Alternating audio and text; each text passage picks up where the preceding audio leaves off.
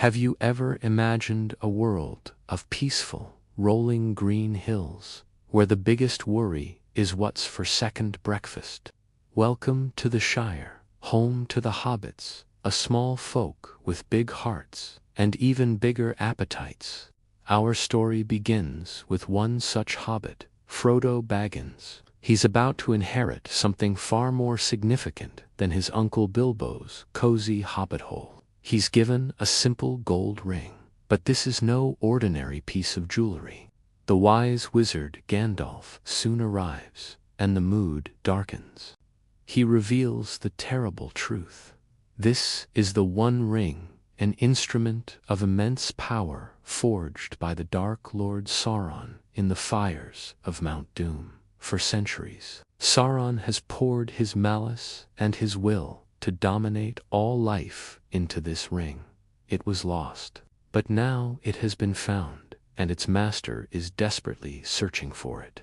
If Sauron reclaims the ring, all of Middle-earth will fall under his shadow. There's only one way to stop him. The ring cannot be simply hidden or controlled.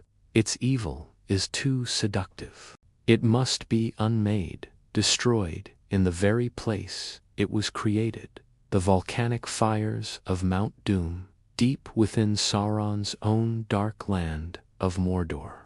This monumental task falls to Frodo. He's just a simple hobbit, not a warrior or a king, but he has a courage and resilience that even he doesn't yet understand. He won't be alone, though. His loyal gardener and best friend, Samwise Gamgee, refuses to leave his side. Soon, they are joined by their mischievous cousins, Merrie and Pippin. Their journey starts with a desperate flight from the Shire. Pursued by the terrifying Nazgul, Sauron's wraith-like servants, who can sense the ring's presence. After a narrow escape, they reach the elven haven of Rivendell. Here, a great council is held, with representatives from all the free peoples of Middle-earth, elves, dwarves, and men. They all agree the ring must be destroyed. A fellowship is formed to protect Frodo, the ring-bearer, on his quest.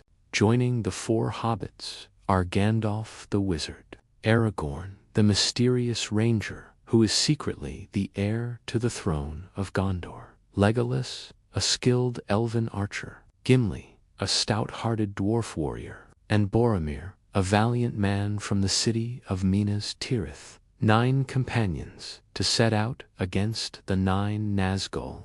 Their path is fraught with peril. They attempt to cross the treacherous, misty mountains, but are forced to take a darker path through the mines of Moria, an ancient, abandoned dwarven kingdom. Deep within the earth, they are attacked by hordes of goblins and a monstrous cave troll. But a far greater danger awakens. A Balrog, a demon of shadow and flame from the ancient world, confronts them. In a heart-stopping duel on the bridge of Khazad-dûm, Gandalf sacrifices himself to save the others, falling into the abyss with the fiery beast. Shattered by the loss of their leader, the grieving fellowship continues to the elven woods of Lothlorien, where they find temporary solace under the protection of the powerful elf queen, Galadriel. She tests their hearts and offers them gifts for the journey ahead. But the ring's influence is growing stronger, preying on their weaknesses. It begins to corrupt Boromir, who, in a moment of desperation, tries to take the ring from Frodo, believing he can use its power to defend his people. Frightened and realizing the danger the ring poses to his friends, Frodo decides he must continue the quest alone. But Sam, ever loyal, figures out his plan and follows him, refusing to let him face the horrors of Mordor by himself. At this very moment, a legion of Uruk-hai, Sauron's elite orcs, ambushes them. In a heroic last stand, Boromir fights to protect Merrie and Pippin, redeeming himself with his life. The Uruk-hai capture the 2 younger hobbits, and Aragorn, Legolas, and Gimli are faced with a choice: follow Frodo or rescue their captured friends. They decide to hunt the orcs, putting their faith in Frodo and Sam. The Fellowship of the Ring is broken. Now the story splits into two parallel paths. Frodo and Sam make their way toward the bleak, ash-covered lands of Mordor. Their journey is nearly impossible. They are lost, starving, and constantly hiding from Sauron's watchful eye. Their only guide is a creature who knows the secret paths into Mordor, Gollum, the wretched, skeletal being who possessed the ring for 500 years before Bilbo found it. Gollum is a twisted mess of a personality, torn between his subservient side, Smeagol, who wants to help his master, and his treacherous side, Gollum, who wants only to reclaim his precious.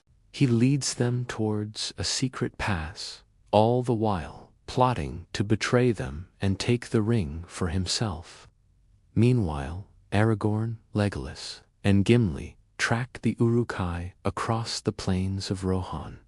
They meet the resurrected Gandalf the White, returned from death, more powerful than before, and help rally the Horse Lords of Rohan against the forces of Saruman, a corrupted wizard allied with Sauron.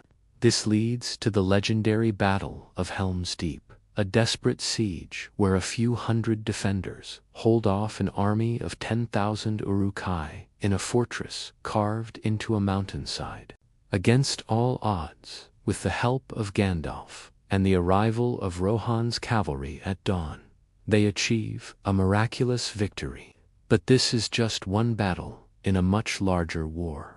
Sauron's main army now marches on the great white city of Minas Tirith, the capital of Gondor. The siege that follows is one of the greatest battles in the history of Middle-earth. Orcs, trolls, and winged Nazgul lay waste to the city's defenses. Gandalf commands the desperate defense, while Aragorn, embracing his destiny as king, summons an army of the dead to fulfill an ancient oath. They sweep through the enemy forces, turning the tide of the battle. Yet, even with this victory, they all know it's just a distraction. The fate of the world doesn't rest on the battlefield.